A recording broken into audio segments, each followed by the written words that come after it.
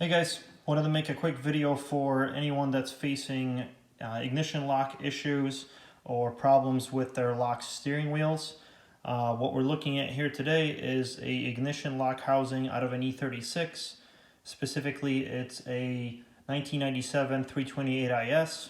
However, the design carries over to many BMW models. So if you're working on a Z3, an E39, or something of that era, chances are that they'll be working in the same fashion. Today I wanted to show you a few different common problems with these lock housings, as well as some of the inner workings for these things. So first things first, I wanted to touch on the tumbler. The tumbler is located on this side. It is what you put your key into from this side. Common issue with these things is that they will continuously spin. This issue is fairly well documented online, so I'm not going to spend too much time on it. But essentially, if you rotate the key to accessory 2 position, you take a bent bobby pin, insert it through the tumbler hole. You'll be able to get the tumbler removed out of the lock housing in order to replace it. So that's kind of the first thing I wanted to talk about. The second is the shaft, which is installed into these lock housings, which is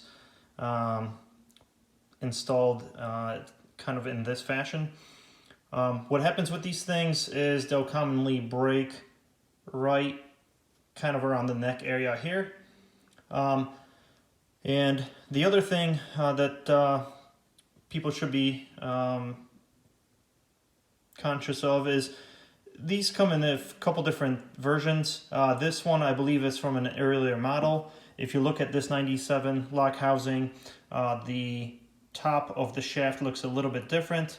So perhaps if you think you might be having issues with this shaft, it would be good to replace or remove the tumbler first in order to be able to see what the shaft looks like. But on this particular lock housing, I knew that the shaft was in good working condition because the car was able to start. Unfortunately, the steering lock did not disengage, so the steering wheel could not be rotated side to side. So I knew basically that the tumbler was doing its job, something here was going on. However, the ignition switch, which resides on this side right here, was working just fine. So, but the third issue with these things is in this area, and what you notice, is that when this shaft and when you do rotate your key in the tumbler, this shaft basically not only rotates but also twists. And while it twists, it uses this component in order to apply pressure to this bottom piece. And that's kind of where the last issue resides and what happened with this lock housing. So as you notice, I like to call these pieces jaws because they kind of remind me of them. But essentially what you see is these pieces broke off. I think just the mechanical force that's applied multiple times in various weather conditions causes these to break off. So what you notice here is it's broken off right here and right there. So wanted to show this to some of the folks that might be working on their cars. These things aren't too bad to take off, the lock housings themselves from the cars. You do find the tamper-proof bolts, which do come with a head which basically is sheared off while they're installed.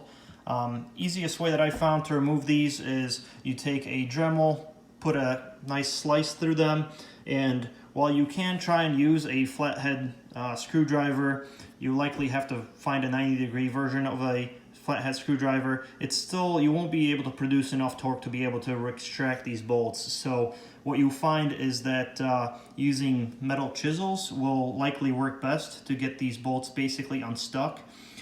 you want to start kind of at a high angle, about kind of like this, and hammer them with a hammer pretty good. What you see is that they'll slightly move. Once they move, you'll basically be able to get them out without much of an issue. That's essentially it. I know that quite a few folks have been successful with drilling the bottom of these housings, because there is a spring that's located here at the bottom. If you do want to go that route, I think it's been working for a lot of folks. The spring basically it applies pressure here on this bottom jaw, and once the spring is removed, it basically collapses, and you no longer have the column locked. So I think it's good. Unfortunately, I'm of the thought that these pieces might have a way of getting stuck in this mechanism, preventing the column from being rotated, and I don't think that's something that I would want to experience while driving cars. So wanted to highlight a few of these things and perhaps help out a few folks that are working on their cars. So if you guys have any questions, feel free to drop them down below in the comments section, and don't forget to enjoy your cars. Take care.